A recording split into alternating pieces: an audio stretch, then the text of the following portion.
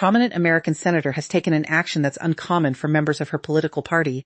She made her way across the border to Toronto, participated in a detailed interview on Canadian television, and delivered a pointed caution to Prime Minister Mark Carney and his team. The warning wasn't focused on dealing with the United States, but rather on being wary of closer engagement with China. The senator in question is Elissa Slotkin from Michigan, a Democrat with deep experience as a former CIA analyst. She's also emerging as one of the leading figures her party might turn to for the 2028 presidential contest.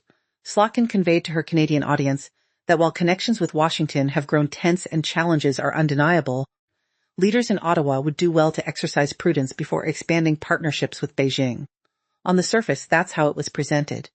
Yet looking beneath that, the actual situation reveals something quite different. Remember that only 4 months before this, the President of the United States had stepped up to a microphone and issued a severe threat to undermine the entire Canadian economy should Carney proceed with precisely such an arrangement. He talked about imposing tariffs of 100% across the board, 100%. It stood as perhaps the boldest tariff warning issued against a long-standing treaty partner in recent American history. Fast forward 4 months, and those promised tariffs have yet to appear.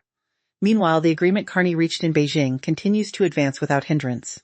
Now, a high-ranking Democrat from the United States finds herself in Toronto, appearing on Canadian TV screens and politely encouraging Canada to proceed with greater caution.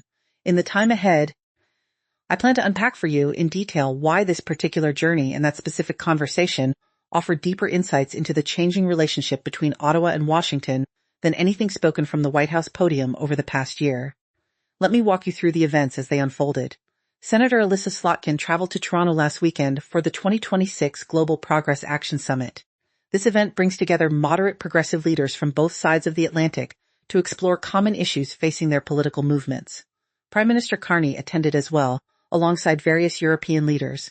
Notably, former President Barack Obama had given a major address in the city just days before. Come Sunday morning, Slotkin sat down for an in-depth discussion on the CBC show Rosemary Barton Live.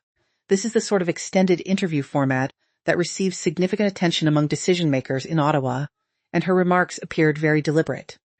She remarked to the interviewer something along the lines of understanding that Canada is seeking opportunities in other directions and aiming to broaden its connections. That particular wording deserves close attention. Here was a current United States Senator speaking directly to Canadians via their national broadcaster, openly recognizing that Canada is actively pursuing alternatives. Alternatives away from where, exactly? Away from its traditional reliance on the United States, of course. This reflects the stance of the Carney administration, now being echoed back to Canadian citizens by an American elected official who seems to take it as a given fact. She went on to explain her message for Canadian officials. Even if Washington has proven more challenging lately, that doesn't automatically make Beijing a trustworthy choice in matters of security and strategic interests. Put into everyday diplomatic terms, it sounds like this. We realize our approach has created difficulties in our partnership. We get why you're exploring other paths, but we urge you to choose those paths thoughtfully. Think about the implications of delivering such a message. This wasn't issued from a place of unquestioned dominance. Instead, it came across more like an appeal based on an awareness of new realities.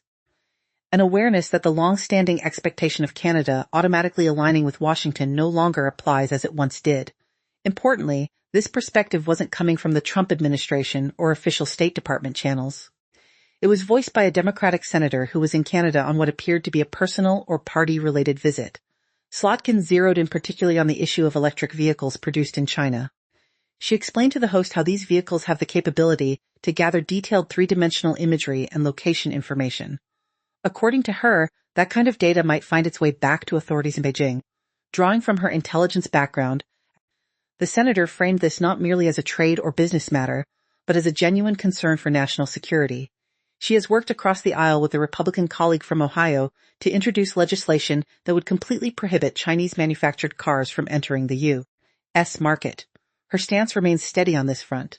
What's notable, however, is the manner in which she's raising these points now, on Canadian territory, addressing Canadian citizens, using language of careful advice instead of outright commands. She expressed, in words close to these, that the United States isn't comfortable seeing Canada open its doors to Chinese vehicles.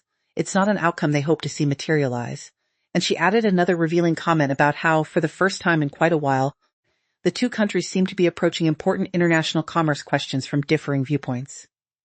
Coming from an influential member of the U.S. Senate, especially one from Michigan where the auto industry holds such prominence, that represents quite a significant statement. The economic links between Canada and the United States represent one of the most tightly woven partnerships globally over many decades. Consider the scale, roughly 3.6 billion Canadian dollars worth of products and services move back and forth across the border daily. Canada supplies about 60% of America's imported crude oil and 85% of its electricity imports. It also leads as the top provider of steel, aluminum, and uranium to the American market. Yet here is this senator publicly admitting that on key trade matters, the neighbors are no longer in full alignment. Now, set all of this against the recent moves by Prime Minister Mark Carney, because the chronology is crucial to understanding the bigger picture. Back on January 16, 2026, Carney journeyed to Beijing for discussions with Chinese President Xi Jinping. The resulting announcement spoke of establishing a fresh strategic partnership between the nations. Carney's office put out statements highlighting the vast potential that China holds for Canadian interests. As part of the pact, China agreed to reduce duties on Canadian exports including canola, lobster, peas, and various other farm goods. For its part, Canada eased previous tariffs it had placed on electric vehicles from China. Previously, Canada had aligned with the U.S. position of 100% tariffs on those Chinese EVs. That barrier has now been lifted. The fresh terms permit as many as 49 Chinese-built electric vehicles to enter Canada annually under a low most favored nation rate of only 6.1%. 49,000 vehicles each year at just 6.1% instead of 100%. That's the immediate news grabber. But the deeper changes carry even more weight. Carney further pledged that Canada would aim to boost its exports to China by 50% by the year 2030. 50%. During his initial addresses following his rise to Liberal Party leadership and success in the April 2026 election, Carney spoke frankly to Canadians. He noted that several traditional advantages for Canada, particularly those linked to its intimate economic bonds with the United States, had turned into vulnerabilities in the current environment. He stated, in his own words, that the United States has undergone changes and Canada needs to adapt accordingly. He emphasized that the country could not continue depending on a single foreign partner while seeking out broader commercial ties. That reference to moving beyond reliance on one primary partner stands as perhaps the most telling line in Canadian international strategy for years to come. Throughout modern Canadian history, the response to who serves as the key partner has remained consistent. Washington. Now Carney is signaling to his citizens that this long-standing reality is shifting. The initial tangible evidence of this new direction appeared on May 7, 2026, when a Geely-owned Lotus company dispatched 18 Chinese-produced Electra SUVs from Shanghai arriving in Canada. 18 vehicles might seem minor in scale, yet they mark the beginning. They represent the initial flow through a pathway that, according to the agreement, could eventually handle up to 49,000 such vehicles annually. Reflect on the powerful imagery involved. These initial automobiles from a manufacturer with connections to the Chinese state docking at a North American harbor, all under terms negotiated by Canada's Prime Minister, and this occurred just days ahead of an American senator arriving in Toronto with a message of gentle caution. The order of events carries real meaning. The shipments preceded the senator's visit. Actions came before the reaction. This represents a fundamental reversal from the pattern Washington has come to expect in its dealings with Canada throughout the last 6 decades. This brings us to an intersection of these developments that ought to give pause to those who think the current American strategy toward Canada is succeeding as intended. Roughly 4 months back, on January 24, 2026, the U.S. President shared a post on his preferred social media site that, in previous times, might have sparked an immediate diplomatic emergency. He declared that any agreement between Canada and China would result in immediate 100% tariffs on every Canadian import entering the United States. He used the term governor when referring to the Canadian Prime Minister, echoing the dismissive language applied to Carney's predecessor. The president claimed China would essentially consume Canada entirely. He cautioned against Canada turning into what he described as a drop-off port for Chinese products destined for American consumers. That message came on January 24th. Today is May 11, and those sweeping tariffs remain unimplemented. Not only does the Beijing agreement stand firm, but the first deliveries have now reached Canadian shores. Carney avoided having to pick sides exclusively between Washington and Beijing. In practical terms, he's managed to engage with both without facing consequences up to this point. Consider the contrasting approaches. The president's was a very public ultimatum that failed to be carried out. Senator Slotkin's was a courteous, on-air suggestion for reconsideration. Each counts as a form of response, yet one projects authority of a dominant power making demands. The other reflects an ally attempting to mend bonds strained by that dominant power's earlier actions. Slotkin touched on this dynamic herself during the broadcast. She noted the existing strains in Canada-US relations, while pointing out that a number of important American figures still value the bilateral connection. That one observation captures the transformation perfectly.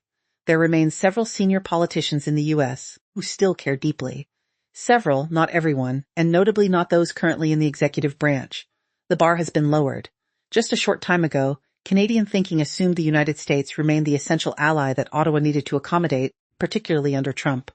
Now the perspective has evolved to view America as one important partner among others. It appears that the threats can be weathered, and Carney's strategy of seeking wider options is showing results, at least initially. These aren't abstract calculations. Canada serves as the primary export market for 36 different U.S. states. The interdependencies are mutual and substantial, with Canada providing the majority of certain critical energy supplies. Carney stands out as the initial Prime Minister in recent memory to govern, as though Ottawa fully grasps this balance of influence. At the same time, the framework for continental commerce faces an important upcoming examination. The trade pact linking Canada, the United States, and Mexico, referred to as CUSMA north of the border and USMCA to the south, faces its mandated review by July 1, 2026, which is now only about 2 months away. According to the relevant provisions in the agreement, the participating countries need to determine if they will commit to extending it for an additional 16 years. Should any nation choose not to proceed with confirmation, it would trigger yearly evaluations that could potentially continue until the pact's eventual end date. U.S. representatives, such as Trade Representative Jameson Greer, have indicated that talks won't conclude in time for the July deadline. Greer has been straightforward in saying adjustments are necessary. Meanwhile, the American ambassador to Canada, Pete Hora, has noted divisions in Canadian public sentiment, with many citizens either indifferent or outright against renewal. This too marks a notable evolution. Half a decade earlier, any notion of Canada considering departure from a major trade agreement with the United States would have seemed impossible.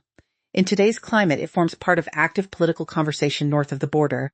The uncertainty ahead remains unaddressed in public by either side. Will Carney attend the July 1 discussions and agree to the long-term extension? Will the administration step back from tariff threats it hasn't managed to follow through on? Might the flow of Chinese electric vehicles grow from that initial 18 units to thousands more, while officials in Washington observe and issue further statements of concern? Alternatively, could Senator Slotkin's understated trip to Toronto signal the start of broader developments, perhaps indicating that Democrats recognize the current approach toward Canada hasn't delivered the expected results in terms of influence, and that restoring more conventional partnership methods would demand a serious reevaluation of expectations placed on Ottawa? So far, the Carney administration shows no signs of backing away. Chinese-made vehicles continue to arrive. The goal of expanding exports to China by half remains in place. Ties with Beijing are being described in Ottawa as a sensible effort to spread out economic connections rather than any disloyalty to Washington. It's presented as a logical move for a nation of Canada's stature, especially after repeated public indications from its main partner that the previous special status no longer applies. While Senator Slotkin's journey to Toronto was framed around a gathering of center-left thinkers and strategists, it represented more than that. This occasion marked the initial instance throughout the current trade tensions where a notable American lawmaker traveled northward, faced Canadian viewers directly, and essentially conceded that Canada now possesses genuine choices. Real alternatives exist, ones that cannot simply be dismissed or blocked through online declarations. This constitutes an important acknowledgement, and acknowledgements of this nature, once voiced publicly, prove difficult to withdraw. The earlier threats conveyed one message, while this visit communicates something quite different. Between those two positions lies the emerging nature of Canada-United States relations. It may be less dramatic than daily news cycles suggest, yet more enduring than many in Washington appear prepared to recognize. If this analysis has brought you perspectives you haven't encountered in other coverage, please pass it along. Leave your reactions and ideas below in the comment section. I'm genuinely interested in what you think. Give the video a thumbs up if you'd like to see additional content in this vein, and I'll catch you in the next one.